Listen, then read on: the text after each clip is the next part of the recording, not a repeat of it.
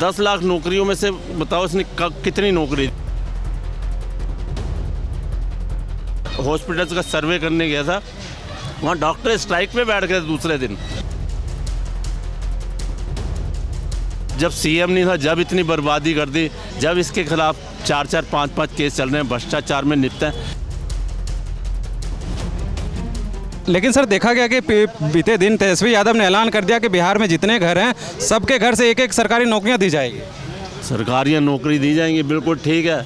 आपको पता है आज कन्हैया कुमार ने ये भी बोला है कि सरकारी नौकरी, उसमें एक क्लॉज है, अगर किसी के घर में पहले से बंदा सरकारी नौकरी में रहा है या सरकारी नौकरी से रिटायर्ड हो गया है पहले से, जो कर चुका है ऑलरेडी या छोड़ चुका है, उसको नहीं देंगे वो सरकारी नौकरी।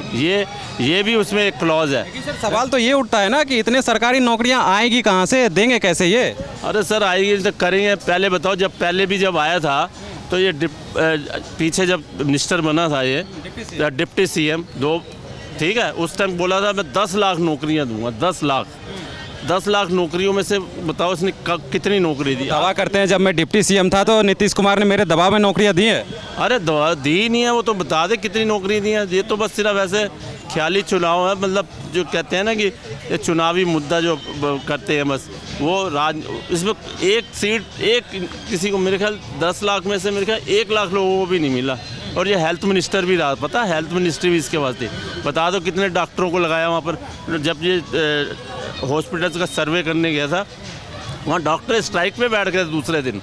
मतलब ऐसे उल्टा सीधा रोब मारा था। वो कहता है यार ये अनपढ़ गंवारों की तरह बात करता है, तो वहाँ तो डॉक्टर स्ट्राइक में बैठ गए थे। तो क्या लगता है सर, ऐसे लोग को अगर सीएम बना दिया जाए तो बिहार का क्या कल्याण होगा या बर्बाद करेगा? भाई देखो, बर्बाद पहले जब सीएम नहीं था, जब इतनी बर्बादी कर दी, जब इसके खिलाफ 4-4, 5-5 केस चल रहे हैं, भ्रष्टाचार में लिप्त हैं। अभी आप मेरे को देखो, नीतीश कुमार है आज की देश में, उसके ऊपर कोई केस चल रहा है, उसके ऊपर कोई कम से कम भ्रष्टाचार से तो लिप्त नहीं है।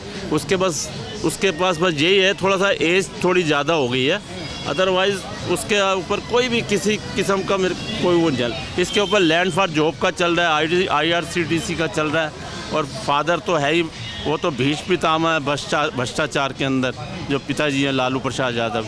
तो इनके ऊपर 4-4, 5 रबड़ी देवी के ऊपर अलग चल रहा है। तो सारे के सारे कोर्ट में पेश हो रहे हैं। तो मेरा कहने का मतलब ये है कि नीतीश कुमार से अच्छा इस टाइम चीफ मिनिस्टर को नहीं, NDA ही आएगी। और चाहे बीजेपी की सीटें ज़्यादा आ जाएँ वो बात दूसरी, बनेगी NDA का चीफ मिनिस्टर बनेगा और नीतीश कुमार ही बनेगा। लेकिन सर नया चेहरा भी आया, प्रशांत किशोर, नई पार्टी बना के, क्या लगता है कुछ कमाल करेंगे या फिर सिमट जाएंगे? कमाल तो नहीं करेगा ना धमाल करेगा, बस रुमाल करेगा ज़रूर। मेरे को ये बताओ कि अभी पहले तो कह रहा था मैं लड़ूंगा इलेक्शन नीतीश कुमार के अगेंस्ट में, मैं इसके, आज उसने डिक्लेयर कर दिया मैं इलेक्शन नहीं लड़ूंगा, मैं तो सिर्फ है ना अपनी पार्टी पे फोकस करूंगा। उसने 20-25 सीटों पे ऐलान कर रहा है। अभी बंदा कोई कैंडिडेट, अभी 2 बंदों का उन्होंने बोला है मैं लड़े, कह रहा मैं इलेक्शन नहीं लड़ूंगा। अब बताओ, एकदम पलटी मार गया। पहले बड़े जोश शोर से कहता मैं नीतीश कुमार के सीट से उसी के अगेंस्ट में खड़ा हुआ, उसको हराऊँगा। तो वो कांग्रेस का मतलब कहीं ना कहीं डिफीट मान ली ना, उसने हार मान ली है ना। बंदा नहीं है उसके पास, कोई कैंडिडेट्स नहीं है, क्या करेगा वो? कुछ भी नहीं करेगा वो। तो मैं कह रहा हूँ कि वो है ना रणनीतिकार अच्छा है, स्ट्रैटेजिस्ट। वो जैसे कई चीफ मिनिस्टरों को बना, जैसे ममता बनर्जी का स्ट्रैटेजिस्ट रहा था, नीतीश का रहा था, वो सिर्फ यही कर सकता है और कुछ नहीं कर सकता। राजनीति में आना उसके प्रशांत किशोर के बस का है नहीं है, मैं बता दूँ।